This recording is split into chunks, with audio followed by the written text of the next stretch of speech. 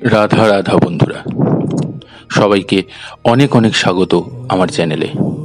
বন্ধুরা, আমরা সকলেই জানি যে মহাদেব তার সন্তান শ্রী গণেশ দেবের শিরচ্ছেদ করেছিলেন, কিন্তু তিনি যে এক অভিশাপের কারণেই নিজের সন্তানের শিরচ্ছেদ করেছিলেন সেটা কি জানা আছে? চলুন আজ সেই বিষয় নিয়েই আমরা জেনে নিই। ব্রহ্মা বৈবর্ত পুরাণ অনুযায়ী কাশ্যপ ঋষির এক অভিশাপের কারণে নিজের সন্তানের শিরচ্ছেদ করেন মহাদেব। কিন্তু কেন মহাদেবকে অভিশাপ দিয়েছিলেন ঋষি কাশ্যপ? কিভাবে তা থেকে মুক্তি পেলেন দেবাদিদেব? কাশ্যপের অভিশাপের কারণে গণেশের শিরচ্ছেদ করেন শিব। মাতৃত্বের অনুভূতি লাভে আকুল পার্বতী নিজের শরীরে লাগানো উপটন দিয়ে একটি বালক মূর্তি তৈরি করেন। সেই মূর্তিতে প্রাণের সঞ্চার হয়।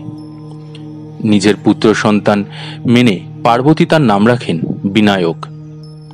পরবর্তীকালে মায়ের আজ্ঞা পালন করতে গিয়ে শিবের কোপভাজন হন বিনায়ক। ত্রিশূল দিয়ে তার শিরচ্ছেদ করেন মহাদেব। পরে সম্পূর্ণ ঘটনা জানতে পেরে বিনায়কের মাথায় এক হস্তি শাবকের মাথা বসিয়ে তাকে জীবিত করে তোলেন দেবাদিদেব। তিনিই গণেশ নামে প্রথম পূজ্য দেবতার স্থান পান।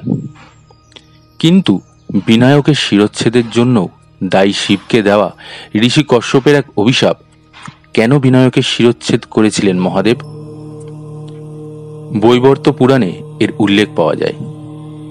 পুরাণ অনুযায়ী ঋষি কাশ্যপের অভিশাপের কারণে শিবের হাতে নিজের পুত্র সন্তানের শিরচ্ছেদের ঘটনা ঘটে। কিন্তু কাশ্যপ ঋষি কেন অভিশাপ দেন শিবকে? শিবের অভিশাপের কাহিনী আজ বলছি। শিব সূর্যকে বোঝানোর জন্য তার কাছে যান। সূর্য জানান যে মালি ও সুমালি শিবভক্ত হলেও তারা নিষ্ঠুর রাক্ষস ও তাদের নিজের অপরাধের জন্য দণ্ড ভোগ করতেই হবে। নিয়ম অনুযায়ী সূর্য নিজের স্বাভাবিক গতিতেই রাশি পরিবর্তন করে থাকেন, তাই এক্ষেত্রে তিনি বিশেষ কোনো সাহায্য করতে পারবেন না। সূর্যের এই বাক্য অহংকারে পরিপূর্ণ ছিল, যা শুনে মহাদেব ক্ষুব্ধ হন ও সূর্যকে ত্রিশূল দিয়ে প্রহার করেন। ত্রিশূলের প্রহারে সূর্যের শিরচ্ছেদ হয়। সূর্য প্রাণত্যাগ করলে পৃথিবী অন্ধকারাচ্ছন্ন হয়ে পড়ে। এই ঘটনা দেখে ব্রহ্মার পৌত্র ও সূর্যের পিতা কাশ্যপ দুঃখিত হন।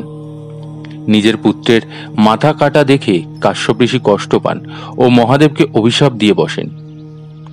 কাশ্যপ ঋষি বলেন, যেভাবে এক পিতা হয়ে তিনি নিজের পুত্রকে এমন পরিস্থিতিতে দেখে কষ্ট ভোগ করেছেন, একদিন ঠিক এইভাবেই মহাদেব এই স্থিতিতে নিজের সন্তানকে দেখে কষ্ট পাবেন। অন্য কেউ নয়, বরং নিজের পুত্রের এমন পরিস্থিতির জন্য দায়ী হবেন মহাদেব নিজেই। পিতার পীড়া দেখে মহাদেব ব্যাকুল হয়ে যান। তখন সমস্ত দেবতা শিবকে বলেন যে সূর্যদেবের অনুপস্থিতিতে সমগ্র পৃথিবী অন্ধকারাচ্ছন্ন হয়ে পড়েছে। এর ফলে পৃথিবীতে প্রাণের সঞ্চার হবে না। এরপরেই সূর্যের ঠান্ডা হয়ে যাওয়া শরীরকে জীবিত করে তোলেন মহাদেব। প্রাণ ফিরে পাওয়ার পর নিজের ভুলের জন্য অনুতপ্ত হন শিব। তিনি বোঝেন অহংকারের কারণে শিবের অবহেলা করেছেন তিনি। শিবের কাছ থেকে ক্ষমা চেয়ে নিজের বাবাকে সমস্ত ঘটনা জানান সূর্যদেব। তারপর শিবকে দেওয়া অভিশাপের দ্বারা সে বিধ্বস্ত হবে, তা কম করার অনুরোধ জানান।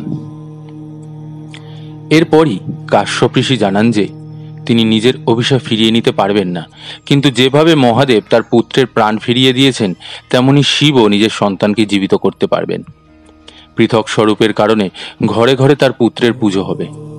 অবশেষে সূর্য সুমালি ও মালি বলেন যে তারা নিজের কুকর্ম ত্যাগ করে নিয়ম মেনে সূর্য ও শিবের আরাধনা করলে তাদের সমস্ত কষ্ট থেকে মুক্তি পাবে।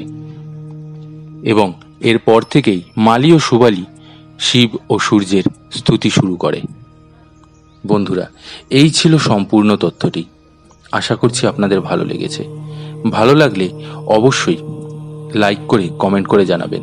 সাথে যারা আমার চ্যানেলে নতুন আছেন তারা চ্যানেলটিকে সাবস্ক্রাইব করে নেবেন এরকম অজানা আরও নতুন তথ্য পাওয়ার জন্য। আজ এখানেই শেষ করছি। কমেন্টে সবাই রাধা রাধা লিখে যাবেন। সবাই ভালো থাকবেন এবং সুস্থ থাকবেন। রাধা রাধা।